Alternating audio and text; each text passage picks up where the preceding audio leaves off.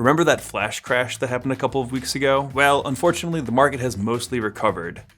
That's right, on this channel, we actually root for market corrections because it gives us an opportunity to move in on our favorite stocks at a discounted, cheap price.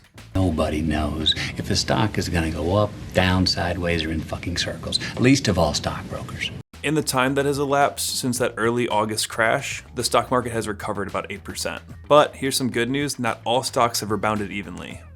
All right, let's take a look at how the sector performances shape up when you split the S&P 500 into 11 groups. 2 are somewhat in the red. Traditionally defensive sectors such as utilities and consumer staples have recovered from their mid-July highs. But the more cyclical stocks like technology and consumer discretionary companies have lagged behind and are still well below the peaks that they reached last month. And Airbnb is one of those stocks that hasn't recovered just yet. The stock's down 22%.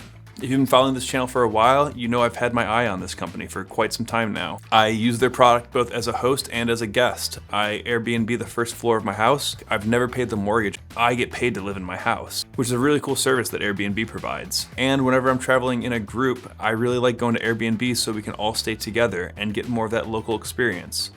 On the topic of booking hotels versus Airbnbs, Airbnb played a huge role in making sure that there was enough housing for the Paris Olympics.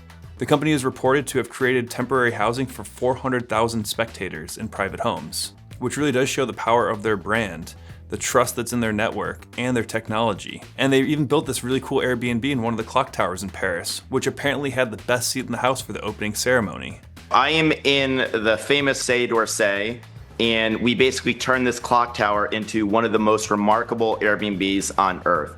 In an interview with CNBC, CEO Brian Chesky called it a brand building exercise, but he also made a point to say that it is a hint at what's to come. And this is part of a program called Icons, and one of the things we want to do is take the magic of Icons and bring it to millions of people, experiences they can book. And so I think this is just a little bit of a hint of where we're going. We'll get to the numbers in just a moment. I preface all of my discussion on the analysis with Airbnb and talk about my experience with the product because that's the most important thing when we're studying companies. There's no way that we'll be able to outperform the professionals on Wall Street about what they know about the stock's data. But if we invest in what we know and just put a little bit of research into it, that's a way that we can beat the market. For me to consider taking a position in the stock, I really have to get a better idea of where the company is growing. How are they going to continue to compound long into the future?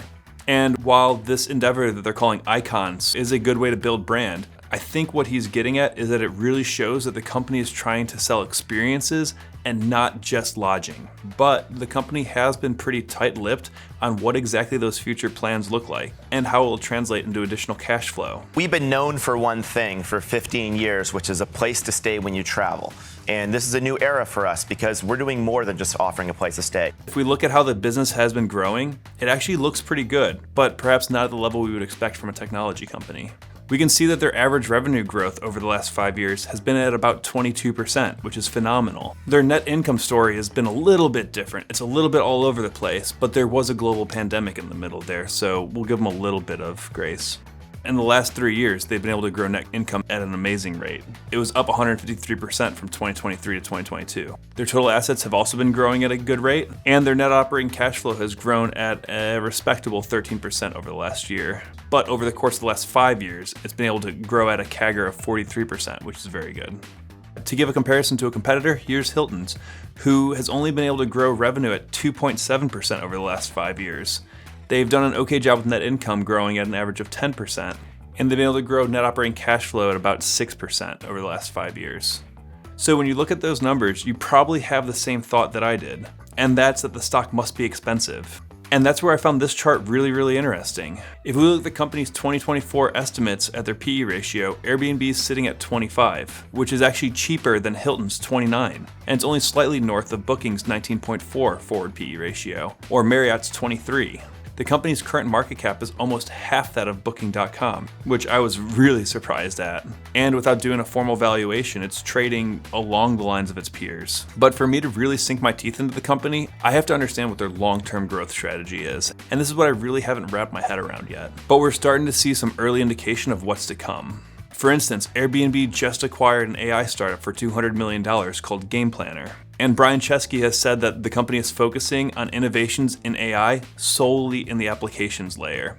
That's basically tech nerd for saying he's not worrying about the infrastructure. He's just focusing on the user experience. He's being customer centric about it. What if these worlds that only exist in your imagination could suddenly become real, like the Up House? According to Brian, the company plans to create an AI interface that will transform Airbnb from a single vertical company focused on short-term rentals to a cross-vertical company similar to Amazon or Apple. And the way they plan to do this is they plan to develop an adaptive, highly personalized AI interface that Brian Chesky describes as the ultimate concierge, potentially revolutionizing how users interact with the platform. Now, the details beyond this point are a little bit vague, but from reading a lot on this topic, I think what the company is getting at is they're going to develop that concierge that basically knows how you like to travel and will make recommendations and even book things specifically tailored to what you enjoy.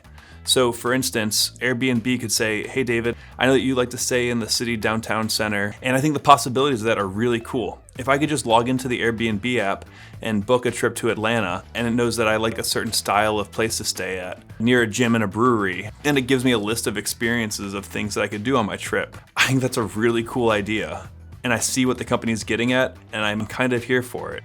I'd love to know what you think could be right around the corner for Airbnb. The company has almost 200 job openings, so they're definitely stomping on the gas. This starts a little more like a brand promotion, but over time, I think this is what we're gonna do. Brian Chesky has promised that this game changer idea will be announced later this year, so it could just be a few months away. Okay, so now we might be salivating a little bit more on the stock, seeing that it's growing pretty nicely. In the meantime, I'm obviously hoping that the stock continues to get pummeled, because without doing a formal valuation, I think I have it around a $50 to $60 billion valuation, which is inclusive of my margin of safety, so I still need to fall a little bit more before I'm ready to pull the trigger.